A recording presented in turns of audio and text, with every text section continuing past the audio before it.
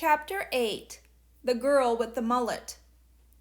Sometimes I like to pretend I'm the main character in a book.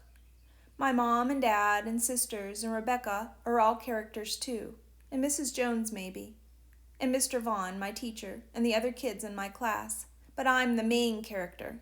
I'm the one who explains everything that's happening in my own voice, the one things happen to. The only problem is, the best books aren't the ones where stuff just happens to the main character. The best books are the ones where the main character does something, like run away to the Metropolitan Museum of Art. And that's why I could never really be the main character in a book. I never do anything.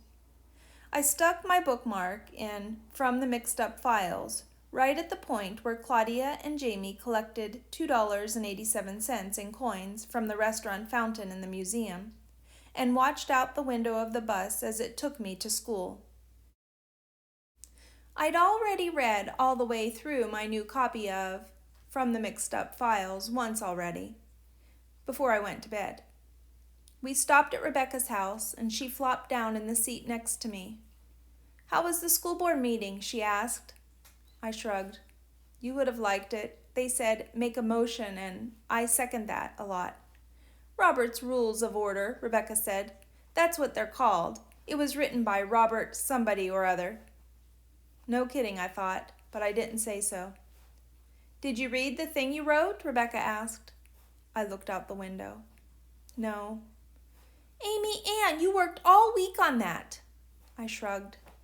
"Mrs. Jones talked though, right? What happened?" "Nothing. All the books are still banned."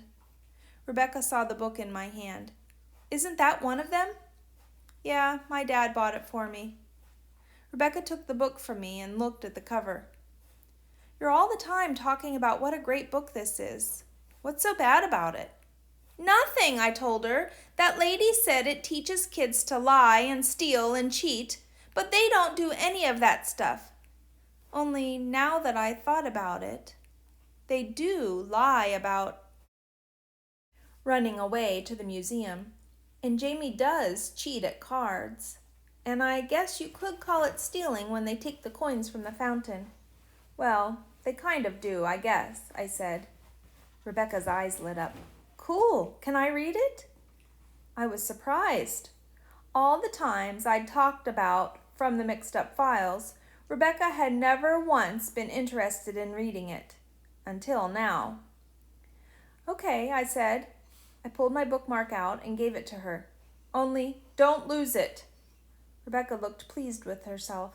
She started flipping through it to look at the pictures. I grabbed the book and closed it. "Don't look ahead. You'll spoil it." Danny Purcell leaned over the back of our seat. "Hey, are you guys talking about the books Trey's mom got banned?" Rebecca blushed the way ladies do around my dad. She liked Danny, only she never said so. But sometimes when I was talking to her in class and I realized she wasn't listening, it was always because she was watching Danny. I didn't get it. Danny was nice, and he was good at sports and gym class, but all he really seemed to care about was his hair. He had a big football helmet of hair that he wore down to his eyes like the frosting on a cupcake, and he was all the time combing it down with his fingers to make sure it was swirling the right way. "I saw the list in the newspaper," Danny said. "You read the newspaper?" I thought, but I didn't say it. "I read that list," Danny said, "and I realized I know one of those books, you know? Like, not from class. It took me a while, but then I remembered why. We own one of them. It's on this bookshelf in my house. It's been there like forever." I perked up. "Which one?" Danny threw his head back to flick his hair into place. "Something about waiting for a girl? I don't remember, but the cover has this girl with a mullet talking to a ghost." "What's a mullet?" I asked. "It's when your hair's short in the front and the sides, but long in the back," Danny explained. The hair expert. "Girls don't wear mullets," Rebecca said. "Well, this one does." I tried to remember the other books on the list. "Is it Wait Till Helen Comes?" "That's it! Mom said it was like her favorite book when she was a kid. Man, I hope she never had a mullet. That is not a good look.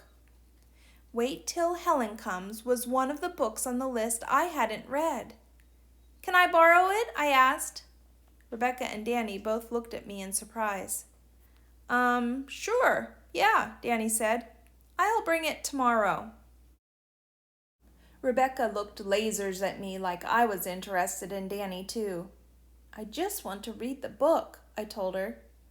I want to read it too, she told Danny. I squinted at her. Did she really want to read it, or was she just saying that because of Danny? Danny shrugged.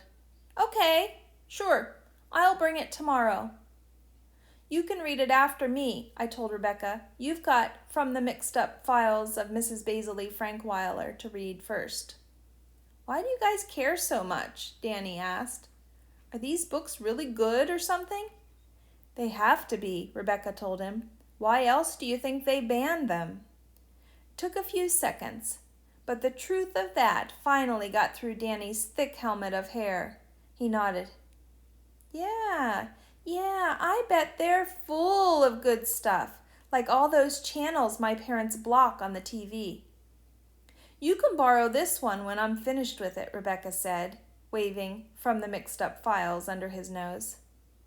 Now it was my turn to shoot lasers from my eyes. Who said she could loan my book out to other people? All right, cool, Danny said, and he sat back in his seat. I lifted my hands at Rebecca as if to say, What gives? But she just blushed again. Whatever. At least now I could be sure she would actually read it. The bus pulled up to the school, and I hauled my backpack into the aisle. That's when I saw who'd been sitting in the seat in front of us. Trey. He must have gotten on while I wasn't watching. How long had he been sitting there? Had he heard us talking about his mom and the banned books? Had he heard me loaning mine out and asking to borrow Danny's? Trey flipped a sketch pad closed, put it in his backpack, and slid out past me. He gave me a quick look as he went by, but didn't say a word. What was that supposed to mean? That he had heard us? Was he going to rat us out to his mom? Danny nudged me along, and I followed Trey off the bus. I was being stupid. So what if we were reading the books Trey's mom had banned from the library? They weren't library books, they were our books, and nobody but my parents could tell me what books I could and couldn't read. Mrs. Jones had said so. Which gave me an idea.